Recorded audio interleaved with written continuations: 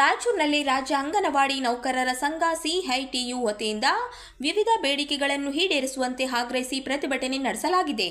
ನಗರದ ಟಿಪ್ಪು ಸುಲ್ತಾನ್ ಉದ್ಯಾನವನದಲ್ಲಿ ಇಂದು ರಾಜ್ಯ ಅಂಗನವಾಡಿ ನೌಕರರ ಸಂಘ ಸಿಐಟಿಯು ವತಿಯಿಂದ ಪ್ರತಿಭಟನೆ ನಡೆಯಿತು.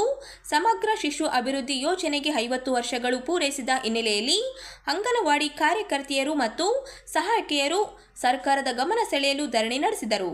ಪಾಲನೆ, ಪೋಷಣೆ ಮತ್ತು ಶಿಕ್ಷಣವು ಸಂವಿಧಾನಬದ್ಧ ಕರ್ತವ್ಯಗಳಾಗಿದ್ದು 2013ರ ಆಹಾರ ಭದ್ರತಾ ಕಾಯ್ದೆ ಹಾಗೂ 2009ರ ಕಡ್ಡಾಯ ಶಿಕ್ಷಣ ಕಾಯ್ದೆ ಅಡಿಯಲ್ಲಿ ಅಂಗನವಾಡಿ ಕೇಂದ್ರಗಳ ಮೂಲಕ ಸೇವೆಗಳನ್ನು ನೀಡಲಾಗುತ್ತಿದೆ ಎಂದು ಪ್ರತಿಭಟನಾಕಾರರು ಹೇಳಿದರು. ಅಂಗನವಾಡಿ ಕಾರ್ಯಕರ್ತೆ ಹಾಗೂ ಸಹಾಯಕಿಯರನ್ನು ತೃತೀಯ ಮತ್ತು ಚತುರ್ಥಿ ದರ್ಜೆ ನೌಕರರಾಗಿ ಪರಿಗಣಿಸಿ ಕೇಂದ್ರ ಮತ್ತು ರಾಜ್ಯ ಸರ್ಕಾರಗಳು ಸಂಯುಕ್ತ ನಿಯಮಗಳನ್ನು ರೂಪಿಸಬೇಕು ಎಂದು ಸುಪ್ರೀಂ ಕೋರ್ಟ್ ಹಾಗೂ ಗುಜರಾತ್ ಹೈಕೋರ್ಟ್ ತೀರ್ಪು ನೀಡಿವೆ ಎಂದು ಅವರು ತಿಳಿಸಿದರು.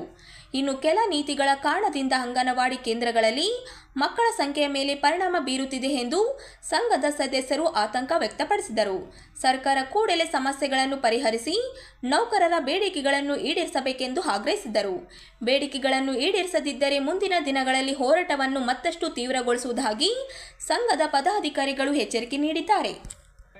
ಮತ್ತು ಸಹಾಯಕಿಯರ ಧರಣಿ ಸ್ಥಳಕ್ಕೆ ಬಂದಾಗ ಅವರು ಕಳೆದ ಚುನಾವಣೆಯಲ್ಲಿ ಕಾಂಗ್ರೆಸ್ ಸರ್ಕಾರ ಏನು ಭರವಸೆ ಕೊಟ್ಟಿದ್ರು, ಅಂಗನವಾಡಿ ಕಾರ್ಯಕರ್ತರಿಗೆ 15,000, ಸಹಾಯಕರಿಗೆ 10,000, ಇವೆರಡೂ ಭರವಸೆಗಳನ್ನು ಕೊಟ್ಟು ಅವ್ರಿಗೆ ಕೊಡುವಂಥ ಗ್ರ್ಯಾಚುಟಿ 11ರಿಂದ 22ರವರೆಗೆ, 11ನೇ ಇಸ್ವಿಯಿಂದ 22ನೇ ಇಸ್ವಿವರೆಗೆ ಗ್ರ್ಯಾಚುಟಿ ಕೊಡ್ತೀವಿ ಅಂತೇಳಿ ಆವತ್ತು ಸನ್ಮಾನ್ಯ ಈಗಿನ ಮುಖ್ಯಮಂತ್ರಿಗಳಂಥ ಸಿದ್ದರಾಮಯ್ಯ ಸಾಹೇಬರು ಮತ್ತು ಉಪಮುಖ್ಯಮಂತ್ರಿಗಳಂಥ ಡಿ.ಕೆ. ಶಿವಕುಮಾರ್ ಇವರು ಫ್ರೀಡಂ ಪಾರ್ಕ್ನಲ್ಲಿ ಧರಣಿ ನಡೆಯುವಂಥ ಸ್ಥಳದಲ್ಲಿ ಬಂದು ಘಂಟಾಘೋಷವಾಗಿ ಘೋಷಣೆ ಮಾಡಿ ನಾವು ನಿಮ್ಮೆಲ್ಲ ಬೇಡಿಕೆಗಳು ಈಡೇರಿಸ್ತೀವಿ ಅಂತೇಳಿ ಭರವಸೆ ಕೊಟ್ಟಿದ್ರು.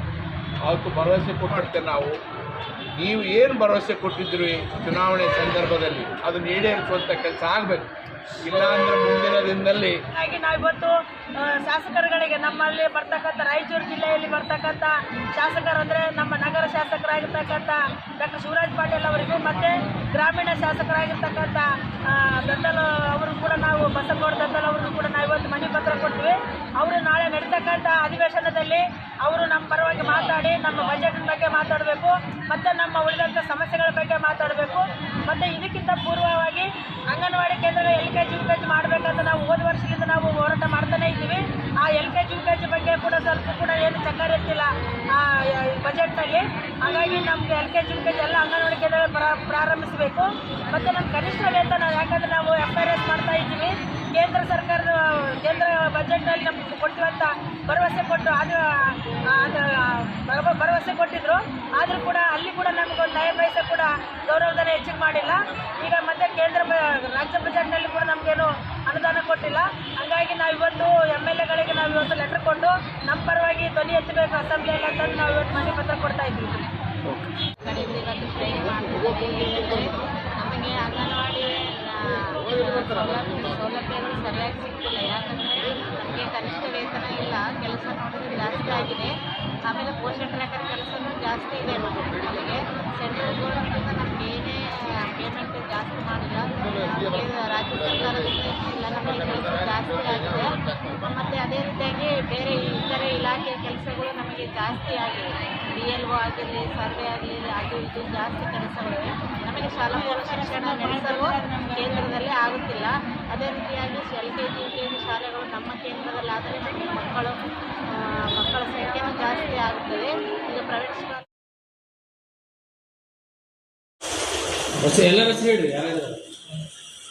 ಕ್ರಾಂತಿವೀರ ಬೇಳವಡ್ಡಿ ಒಡ್ಡರ ಯಲ್ಲಣ್ಣ ಅವರ ಜಯಂತಿಯನ್ನು ರಾಜ್ಯ ಸರ್ಕಾರ ಅಧಿಕೃತವಾಗಿ ಘೋಷಣೆ ಮಾಡಬೇಕು ಎಂದು ಕರ್ನಾಟಕ ರಾಜ್ಯ ಕ್ರಾಂತಿವೀರ ಬೇಳವಡ್ಡಿ ಒಡ್ಡರ ಯಲ್ಲಣ್ಣ ಸಂಘದ ಮುಖಂಡ ರಮೇಶ್ ಒತ್ತಾಯಿಸಿದರು. ನಗರದ ಪತ್ರಿಕಾ ಭವನದಲ್ಲಿ ಮಾತನಾಡಿದ ಅವರು, ಬೇಳವಡ್ಡಿ ಒಡ್ಡರ ಯಲ್ಲಣ್ಣ ಅವರು ಸ್ವತಂತ್ರ ಹೋರಾಟಗಾರರಾಗಿದ್ದು ಅವರ ಇತಿಹಾಸವನ್ನು ಜನತೆಗೆ ಪರಿಚಯಿಸಲು ರಾಜ್ಯದ ಎಲ್ಲ ಜಿಲ್ಲೆ ಹಾಗೂ ತಾಲೂಕು ಗ್ರಂಥಾಲಯಗಳಲ್ಲಿ ಅವರ ಕುರಿತು ಪುಸ್ತಕಗಳನ್ನು ಇಡಬೇಕು ಎಂದು ಸರ್ಕಾರಕ್ಕೆ ಮನವಿ ಮಾಡಿದರು. ಇದೇ ವೇಳೆ ಬೋವಿ ಒಡ್ಡರ ಸಮುದಾಯಕ್ಕೆ 10% ಮೀಸಲಾತಿ ನೀಡಬೇಕು ಎಂದು ಅವರು ಆಗ್ರಹಿಸಿದರು. ಒಡ್ಡರ ಸಮುದಾಯವು ದೇಶದ ಅಭಿವೃದ್ಧಿಗೆ ಮಹತ್ವದ ಕೊಡುಗೆ ನೀಡಿದ್ದು, ಕೆರೆ, ಡ್ಯಾಂ ನಿರ್ಮಾಣ ಹಾಗೂ ದೇವರ ಮೂರ್ತಿಗಳನ್ನು ಕೆತ್ತುವಂತಹ ಮಹತ್ವದ ಕಾರ್ಯಗಳಲ್ಲಿ ತೊಡಗಿಸಿಕೊಂಡಿದೆ. ಆದರೂ ಸರ್ಕಾರದಿಂದ ಸಮುದಾಯಕ್ಕೆ ನ್ಯಾಯ ಸಿಗುತ್ತಿಲ್ಲ ಎಂದು ಅವರು ಆರೋಪಿಸಿದರು. ಆದ್ದರಿಂದ ರಾಜ್ಯ ಸರ್ಕಾರ ತಕ್ಷಣವೇ ಬೇಳ ಒಡ್ಡಿ ಒಡ್ಡರ ಯಲ್ಲಣ್ಣ ಜಯಂತಿಯನ್ನು ಘೋಷಣೆ ಮಾಡಬೇಕು ಹಾಗೂ ಸಮುದಾಯಕ್ಕೆ ಶೇಕಡಾ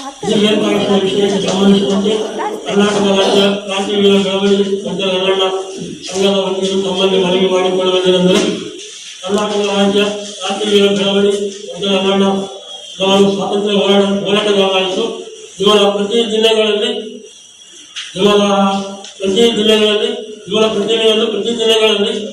ತಾಲೂಕುಗಳಲ್ಲಿ ಕ್ರಾಂತಿವೀರ ಬೆಳವಣಿಗೆ ಗೊಂದಲ ಯಲ್ಲಣ್ಣ ಅವರ ಮೂರ್ತಿಯನ್ನು ಪ್ರತಿಷ್ಠಾಪನೆ ಮಾಡಲು ಅನುಮತಿ ನೀಡಬೇಕು ಹಾಗೂ ಕ್ರಾಂತಿವೀರ ಬೆಳವಣಿಗೆ ಗೊಂದಲ ಯಲ್ಲಣ್ಣ ಅವರ ಸಂಸ್ಥೆ ಪುಸ್ತಕಗಳನ್ನು ಗ್ರಂಥಾಲಯಗಳಲ್ಲಿ ಇಡಬೇಕೆಂದು ಮತ್ತು ಸಂಬಂಧಪಟ್ಟ ಗ್ರಂಥಾಲಯ ಕಸ್ಟಮರ್ಗಳಿಗೆ ಆದೇಶ ಮಾಡಿಸಲು ಮನಸ್ಸು ನೀಡಬೇಕೆಂದು ನಮ್ಮಲ್ಲಿ ವಿನಂತಿಸಿಕೊಳ್ಳುತ್ತೇವೆ.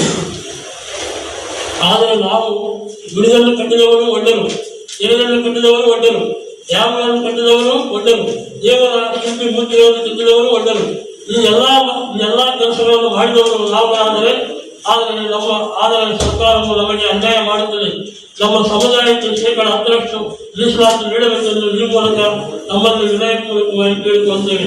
ಒಂದು ವೇಳೆ ನಮ್ಮ ಸಮುದಾಯಕ್ಕೆ ಶೇಕಡಾ 10% ಮೀಸಲಾತಿ ನೀಡದೆ ಹೋದರೆ ಮುಂದೆ ಹೋರಾಟವನ್ನು ಹಮ್ಮಿಕೊಳ್ಳುತ್ತೇವೆ ಎಂದು ನಮ್ಮಲ್ಲಿ ವಿನಂತಿಸಿಕೊಂಡು ವಂದನೆಗಳೊಂದಿಗೆ ನಮಸ್ಕಾರ.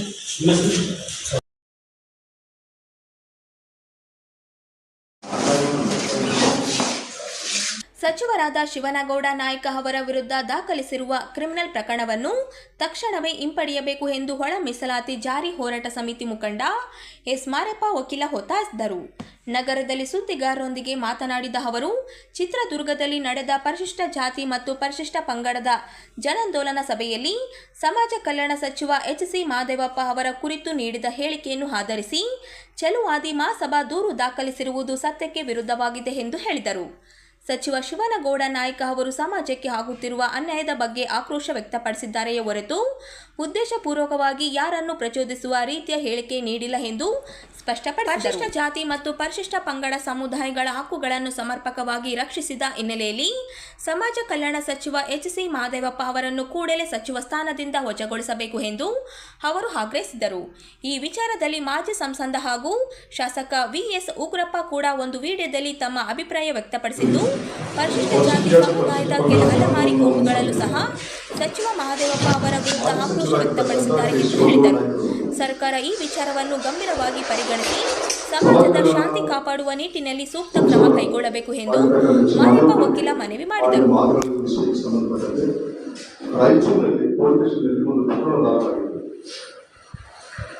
ಅದಕ್ಕೆ ಸಂಬಂಧಪಟ್ಟಂತೆ ಮಾತಾಡೋದಿದೆ. ಜೊತೆಗೆ ಪರಿಶಿಷ್ಟ ಪಂಗಡದ ಮೀಸಲಾತಿಗೆ ಸಂಬಂಧಿಸಿದಂತೆ 17+7 ಈ ಹೋರಾಟದಲ್ಲಿ ಬಹಳ ಪ್ರಮುಖವಾದ ವಹಿಸತಕ್ಕಂಥ ಶಿವನಗೌಡ ನಾಯಕ, ಉಗ್ರಪ್ಪ ಮತ್ತು ರಾಯಚೂರಿನ ನಮ್ಮ ಎಂ ಪಿ ಎಲ್ಲರ ದೃಷ್ಟಿಯಲ್ಲಿ ಇಟ್ಕೊಂಡು ಈ ಸಮಸ್ಯೆ ನೋಡಬೇಕು ಅಂತ ಅನ್ನೋದು ನಮ್ಮ ಆಶಯ. ಅವತ್ತಿನ ಸಭೆಯಲ್ಲಿ ಕೇವಲ ಮೀಸಲಾತಿ ಬಗ್ಗೆ ಅಷ್ಟೇ ಮಾತಾಡಲಿಲ್ಲ, ವಾದಿಶಾಸ್ತ್ರ ಕೂಡ ಎಲ್ಲರೂ ಮಾತಾಡಲಿಲ್ಲ. ಅವತ್ತು ಸಭೆ ಆಗಿತ್ತು, ಬಿಜೆಪಿ ಅವರು ಒಂದು ಸಭೆ, ಬಿಜೆಪಿ ವಿಶೇಷ ಸಭೆ. ಅಲ್ಲಿ ಮಾತಾಡ್ತಾ ಇವರು ನಾನು ಯಾವಾಗಲೂ ಅಂಬೇಡ್ಕರ್ ಬಗ್ಗೆ ಮಾತಾಡೋದು ಕಂಡಾಗಿಲ್ಲ. ಆದರೆ ಈ ಅಂಬೇಡ್ಕರ್ ಬಗ್ಗೆ ಇಷ್ಟೊಂದು ಮಾತಾಡೋರು ಯಾಕೆ ಇವತ್ತು ಎಸ್ಸಿಗಳ ವಿರುದ್ಧವಾದಂಥ ರೀತಿಯಲ್ಲಿ ಅವರು ನಡೆಯಿದೆ, ನನಗೆ ಬಹಳಷ್ಟು ನೋವಾಗಿದೆ. ಏನಾದ್ರೂ ಯಾಕೆ ಎದುರು ಬಂದರೆ ಕಪಾಳಕ್ಕೆ ಅವರು ಬಾರಿಸಬೇಕಾಗಿದ್ದೀನಿ ಅಂತ ಅವ್ರು ಅನಿಸ್ತಾರೆ. ಆದರೆ ಇದು ವೈಯಕ್ತಿಕವಾಗಿ ಆಗಿದೆ ಅಂತ ಬಹಳಷ್ಟು ನೋಡಿದ್ದೀನಿ. 7% ಇರ್ತಕ್ಕಂಥ ಶಿಕ್ಷಕರಿಗೆ ಸಂಬಂಧಪಟ್ಟಂತ ನಮ್ಮ ಶಿವನಗೌಡ ನಾಯಕರು 2023ರಿಂದ ಇಲ್ಲಿವರೆಗೆ 7% ರಿಸರ್ವೇಶನ್ ತಗೊಂಡಿದ್ದಾರೆ. ಈಗ 7 ಹೋಗಿ ಮತ್ತೆ 3% ರಿಸರ್ವೇಶನ್ ಬರ್ತಕ್ಕಂಥ ಸಂದರ್ಭದಲ್ಲಿ ಸಾಮಾನ್ಯವಾಗಿ ಅವರೊಬ್ಬರು ವಿಕ್ಟಿಮ್ ಅಂತ, ಆ ಸಮುದಾಯದ ವಿಕ್ಟಿಮ್ ಆಗಿರ್ತಕ್ಕಂಥ ಮನುಷ್ಯ, ಸಂತ್ರಸ್ತ ಮನುಷ್ಯ, ಸಾತ್ವಿಕ ಆಕ್ರೋಶವಾಗಿ ಆ ಮಾತುಗಳು ಬಂದಿರಬೇಕು. ಅದನ್ನು ಯಾವ ವಿಚಾರ ನೋಡ್ತೀವಿ ನೀವು? ಕೇವಲ ನಮ್ಮ ಸಮುದಾಯ ಮನುಷ್ಯನ ಅಂದಿದ್ದಾರೆ ಒಂದೇ ಒಂದು ಕಾರಣಕ್ಕಾಗಿ ಅದು ನಿಮ್ಮ ಸಮುದಾಯ ಮುಗಿಸ್ಬೇಕಾದ್ರೆ 101 ಜಾತಿಗಳು ಸೇರಿಸಿದವು. 101 ಜಾತಿಗಳ ಹಕ್ಕುಗಳನ್ನು ಕಾಪಾಡಬೇಕಾದಂತ ಜವಾಬ್ದಾರಿ ಇರ್ತಕ್ಕಂಥ ಒಬ್ಬ ಮಾದೇವಪ್ಪನ ವಿಷಯದಲ್ಲಿ ಯಾರಾದ್ರೂ ಮಾತಾಡ್ತಾರೆ. ಆದ್ರೆ ಒಂದೊಂದ್ಸಲ ಆ ಮಾತುಗಳು ಅನೇಕ ಕೊಡಬಾರ್ದು ಅನ್ನೋದು ಎಲ್ಲರೂ ಮಾತಾಡ್ತೀವಿ. ಆದ್ರೆ ಸುನಿಗೌಡರು ಮಾತಾಡೋದಕ್ಕೆ ತುಂಬಾ ಆಕ್ರೋಶದಲ್ಲಿದ್ದವರು. ನಾನು ಕಳ್ಕೊಂಡಿರ್ತಕ್ಕಂಥ ಆ ಆಕ್ರೋಶ ಏನಿದ್ದಲ್ಲ ಅದು ಸಹಜವಾಗಿ ನಮ್ಗೆ ಕಾಣಿಸ್ತದೆ. ಯಾಕಂದ್ರೆ ಮೈಸೂರಿನಲ್ಲಿ ಕಳೆದ ತಿಂಗಳು ಚಲವಾದಿ ವಿದ್ಯಾರ್ಥಿಗಳು ಮಾದೇವಪ್ಪ ಕರಿಗೆ ಮತ್ತೆ ನಮ್ಮ ಯಾರನ್ನ ಪರಮೇಶ್ವರ ಅವ್ರನ್ನ ಎಲ್ಲರಿಗೂ ಫೋನ್ಗಳಿಗೆ ಚೌಕಡಿಂದ ಹೊಡೆದ್ರು. ಅವರು ಎಲ್ಲ ವಿಡಿಯೋಗಳು ಬಂತು ಸ್ಟೇಟ್ ಅಲ್ಲಿ ವೈರಲ್ ಆಯ್ತಲ್ಲ.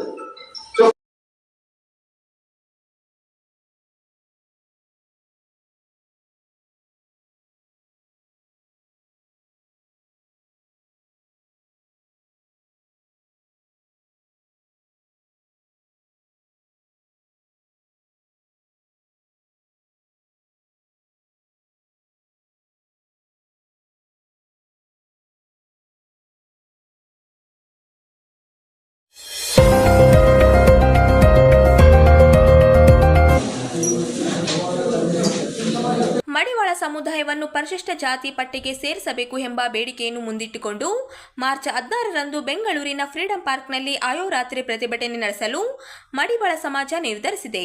ಈ ಕುರಿತು ನಗರದಲ್ಲಿನ ಪತ್ರಿಕಾ ಭವನದಲ್ಲಿ ನಡೆದ ಸುದ್ದಿಗೋಷ್ಠಿಯಲ್ಲಿ ಮಾತನಾಡಿದ ಜಿಲ್ಲಾ ಮಡಿವಾಳ ಮಾಚಿದೇವ ಸಮಾಜದ ಅಧ್ಯಕ್ಷ ಜಂಬಣ್ಣ ಎಕ್ಲಸ್ಪೂರ್ ಅವರು ಮಾರ್ಚ್ 16ರಂದು ನಡೆಯಲಿರುವ ಈ ಶಕ್ತಿ ಪ್ರದರ್ಶನಕ್ಕೆ ಜಿಲ್ಲೆಯ ಎಲ್ಲ ತಾಲೂಕುಗಳ ಸಮುದಾಯದ ಮುಖಂಡರು ಹೆಚ್ಚಿನ ಸಂಖ್ಯೆಯಲ್ಲಿ ಭಾಗವಹಿಸಬೇಕು ಎಂದು ಕರೆ ನೀಡಿದರು. ಮಾಚಿದೇವ ಯೋಗಾನಂದಪುರಿ ಸ್ವಾಮೀಜಿ, ಬಸವ ಮಾಚಿದೇವ ಸ್ವಾಮೀಜಿ ಹಾಗೂ ಮುಕ್ತಾನಂದ ಸ್ವಾಮೀಜಿ ಅವರ ನೇತೃತ್ವದಲ್ಲಿ ಬೆಂಗಳೂರಿನ ಫ್ರೀಡಂ ಪಾರ್ಕ್ನಲ್ಲಿ ಅಹೋರಾತ್ರಿ ಪ್ರತಿಭಟನೆ ನಡೆಯಲಿದೆ ಎಂದು ಅವರು ಹೇಳಿದರು. ರಾಜ್ಯದಲ್ಲಿ ಮಡಿವಾಳ ಸಮುದಾಯ ಸಾಮಾಜಿಕ, ಶೈಕ್ಷಣಿಕ, ಆರ್ಥಿಕ ಹಾಗೂ ರಾಜಕೀಯವಾಗಿ ಹಿಂದುಳಿದಿದ್ದು, ಕುಲಶಾಸ್ತ್ರೀಯ ಸಮಿತಿ ವರದಿಯೂ ಕೂಡ ಸಮುದಾಯವನ್ನು ಪರಿಶಿಷ್ಟ ಜಾತಿ ಪಟ್ಟಿಗೆ ಸೇರಿಸಲು ಶಿಫಾರಸು ಮಾಡಿದೆ. ಆದರೆ ಸರ್ಕಾರ ವರದಿಯನ್ನು ಸ್ವೀಕರಿಸದೆ ನಿರ್ಲಕ್ಷ್ಯ ವಹಿಸುತ್ತಿದೆ ಎಂದು ಆರೋಪಿಸಿದರು. ಇದಲ್ಲದೆ ದೇಶದ 18 ರಾಜ್ಯಗಳು ಹಾಗೂ 3 ಕೇಂದ್ರ ಆಡಳಿತ ಪ್ರದೇಶಗಳಲ್ಲಿ ಮಡಿವಾಳ ಸಮುದಾಯವನ್ನು ಈಗಾಗಲೇ ಪರಿಶಿಷ್ಟ ಜಾತಿ ಪಟ್ಟಿಗೆ ಸೇರಿಸಲಾಗಿದೆ. ಇದೇ ರೀತಿಯಲ್ಲಿ ಕರ್ನಾಟಕದಲ್ಲಿ ಕೂಡ ಸರ್ಕಾರ ಮಡಿವಾಳ ಸಮುದಾಯವನ್ನು ಪರಿಶಿಷ್ಟ ಜಾತಿ ಪಟ್ಟಿಗೆ ಸೇರಿಸಬೇಕು ಎಂದು ಆಗ್ರಹಿಸಿದರು. ಇದೇ ವೇಳೆ ನೆರೆಯ ತೆಲಂಗಾಣ ರಾಜ್ಯದಲ್ಲಿ ದೇವಸ್ಥಾನ ಪ್ರವೇಶ ವಿಚಾರದಲ್ಲಿ ಮಡಿವಾಳ ಸಮುದಾಯದ ಮೇಲೆ ನಡೆದ ದೌರ್ಜನ್ಯವನ್ನು ಖಂಡಿಸಿ ಪ್ರಮುಖ ಆರೋಪಿಯನ್ನು ಕೂಡಲೇ ಬಂಧಿಸಿ ಕಠಿಣ ಶಿಕ್ಷೆಗೆ ಒಳಪಡಿಸಬೇಕು ಎಂದು ಅವರು ಒತ್ತಾಯಿಸಿದರು. ಒಗ್ಗಟ್ಟಾಗಿ ಒಂದಾಗಿ ಹೋರಾಡೋದಿಲ್ಲ ಅಲ್ಲಿವರೆಗೆ ನಮಗೆ ಹಕ್ಕುಗಳು ಸಿಗಲಿಕ್ಕೆ ಸಾಧ್ಯ ಇಲ್ಲ. ಆದ ಕಾರಣ 14 ತಾರೀಕು ಬೆಂಗಳೂರು ಫ್ರೀಡಂ ಪಾರ್ಕ್ನಲ್ಲಿ ಈ ಒಂದು ದಿವಸದ ಅಹೋರಾತ್ರಿ ಧರಣಿಯನ್ನು ಕಾರ್ಯಕ್ರಮ ಹಮ್ಮಿಕೊಂಡಿದ್ವಿ. ಈ ಜಿಲ್ಲಾ ಮಡಿವಾಳ ಸಮಾಜದಿಂದ ಇವತ್ತು ಎಲ್ಲಾ ತಾಲೂಕು ನಾನು ಮೊನ್ನೆ ಕಂಟಿನ್ಯೂ ಮಾತಾಡ್ತಾ ಇದ್ದೀನಿ. ಸ್ವಯಂ ಪ್ರೇರಿತವಾಗಿ ಇಲ್ಲಿ ಯಾರು ಏನು ದುಡ್ಡು ಹಾಕಿ ನೀವು ಬನ್ನಿ ಅಂತ ಏನು ಕೇಳ್ತಾ ಇಲ್ಲ. ಸ್ವಯಂ ಪ್ರೇರಿತವಾಗಿ ಕುಲಾಭಿಮಾನದಿಂದ ನಮ್ಮ ಜನಾಂಗದ ಮುಂದಿನ ಪೀಳಿಗೆಗೆ ಅಂದ್ರೆ ನೆಕ್ಸ್ಟ್ ಜನರೇಷನ್ಗೆ, ಇವತ್ತು ನಮ್ದೆಲ್ಲ ಮುಗಿದಿದೆ, ನೆಕ್ಸ್ಟ್ ಜನರೇಷನ್ಗೆ ಏನೋ ಒಂದು ವಿದ್ಯಾಭ್ಯಾಸದಲ್ಲಾಗ್ಲಿ, ಒಂದು ಆರೋಗ್ಯದಲ್ಲಿ ನಿಟ್ಟಿನಲ್ಲಿ ಸ್ವಯಂ ಪ್ರೇರಿತವಾಗಿ ಇವತ್ತು ಪ್ರತಿಯೊಂದು ಹಳ್ಳಿಯಿಂದ ಸಿಟಿಯಿಂದ ಇಡೀ ರಾಜ್ಯದಂತ ಎಲ್ಲ ಜಿಲ್ಲೆಗಳಿಂದ ಇವತ್ತು ಲಕ್ಷಾಂತರ ಜನ ಬೆಂಗಳೂರಲ್ಲಿ ಫ್ರೀಡಂ ಪಾರ್ಕ್ನಲ್ಲಿ ಸೇರ್ತಾ ಇದ್ದೀವಿ. 14 ತಾರೀಕು ಬೆಳಗ್ಗೆ 8ರಿಂದ ಅವತ್ತು ಅಹೋರಾತ್ರಿವರೆಗೆ ಅಂದ್ರೆ ರಾತ್ರಿವರೆಗೂ ಧರಣಿಯನ್ನು ಹಮ್ಮಿಕೊಳ್ಳಲಾಗಿದೆ. ಇದರಿಂದ ಸರ್ಕಾರದ ಮೇಲೆ ಒತ್ತಡ ತಂದು ಇವಾಗೇನು ಮಾನ್ಯ ಮುಖ್ಯಮಂತ್ರಿ ಸಿದ್ದರಾಮಯ್ಯ ಅವರು ಅಟ್ಲೀಸ್ಟ್ ಅದನ್ನ ಅನ್ನಪೂರ್ಣ ಕ್ಯಾಬಿನೆಟ್ಗೆ ಧರಿಸಿ ಅದನ್ನ ಕೇಂದ್ರಕ್ಕೆ ಶಿಫಾರಸು ಮಾಡಲು ನಮ್ಮ ಮೂಲಕ ನಾನು ಒತ್ತಾಯ ಮಾಡ್ತಾ ಇದ್ದೀನಿ. ಒಬ್ಬ ಹಸುಗೂಸು 2 ತಿಂಗಳ ಕೂಸನ ಇದೇ ಕರ್ನೂಲು ಕಮ್ಮವಾರ ಒಂದು ಹಳ್ಳಿಯಲ್ಲಿ ಒಬ್ಬ ಶ್ರೀನಿವಾಸ ರೆಡ್ಡಿ ಅವರು ದೇವಸ್ಥಾನಕ್ಕೆ ದರ್ಶನಕ್ಕೆ ಹೋದ್ರೆ 100 ರೂಪಾಯಿ, ಅವ್ರು 100 ರೂಪಾಯಿ ಕೊಟ್ರೆ ಎಂಟ್ರಿ ಅಂತ ಹೇಳಿದ್ರು. ಬಟ್ ಅವರು ದೇವ ದರ್ಶನಕ್ಕೆ ನಾವು ಇಲ್ಲೇ ಕೆಲಸ ಮಾಡ್ತೀವಿ, ನಮ್ಮನೆ ಯಾಕೆ 100 ರೂಪಾಯಿ ಅಂತಂದ್ರೆ ಅವರು ಒಳಗಾರ ನೀವು ನಮಗೆ ಎದಕ್ಕೆ ಮಾತಾಡ್ತಾರೆ ಅಂತ ರೂಮ್ನೇ ಹಾಕಿ ಹೊಡೆದಲ್ಲಂದ್ರೆ ಇವತ್ತು ಅದು ನಿರ್ದಾಕ್ಷಿಣ್ಯವಾಗಿ 2 ತಿಂಗಳು ಕೂಸಿನ ಕಾಲಿಂದ ಹೋದ್ದು ಅದು ಬಹಳ ಅನಾಹುತ ಆಗಿ ತಾಯಿ ಮಗು ರೀತಿಯಲ್ಲಿ ಹಾಲು ಕುಡ್ಸಕ್ ಹೋದ್ರೆ ಮಗು ಪ್ರಾಣ ಬಿಟ್ಟಿತ್ತು. ಅದನ್ನ ಕಂಡು ಇಡೀ ಎಲ್ಲ ರಾಜ್ಯದಿಂದ ತೆಲಂಗಾಣ, ಆಂಧ್ರ ಮತ್ತು ಎಲ್ಲಾ ರಾಜ್ಯಗಳಲ್ಲಿ ಸಹ ಪ್ರತಿಭಟನೆ ಆಯಿತು. ಮೊನ್ನೆ ವಿಧಾನಸೌಧ ಮುತ್ತಿಗೆನ ಹಾಕಿದ್ರು ಹೈದರಾಬಾದ್ ನಲ್ಲಿ, ಅವ್ರನ್ನೇ ಅರೆಸ್ಟ್ ಮಾಡಿದ್ದಾರೆ. ಬಟ್ ಇದುವರೆಗೂ ಶ್ರೀನಿವಾಸ ರೆಡ್ಡಿ ನಿನ್ನ ಅರೆಸ್ಟ್ ಮಾಡಿದ್ರು. ಇದುವರೆಗೂ ಅರೆಸ್ಟ್ ಆಗಿಲ್ಲ.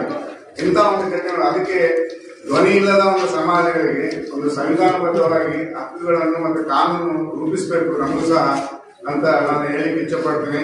ಒಟ್ಟಾರೆಯಾಗಿ ತಮ್ಮ ಮೂಲಕ ಸಂದೇಶ ನಾವು ಮನಕೇಂದ್ರ ಅದು ಹೋರಾಟ ನೋಡಿ ಒಂದು ಆಲ್ರೆಡಿ ಒಂದು ವರದಿ ಆಗಿತ್ತು. ಅದು ಇದುವರೆಗೆ ಅದನ್ನ ಕ್ಯಾಬಿನೆಟ್ ತಂದು ಸಹ ಮತ್ತೆ ಇನ್ನೊಂದು ವರದಿ ಸರಿ ಮತ್ತೆ ಆದೇಶ ಮಾಡಿದ್ರು. ಅದನ್ನು ಇನ್ನೂ ಪೂರ್ಣ ಆಗಿಲ್ಲ. ಆ ವರದಿ ಸರಿಗಿದ್ದಿಲ್ಲ. ಈ ವರದಿ ಬಂದು ಕ್ಯಾಬಿನೆಟ್ ಯಾವ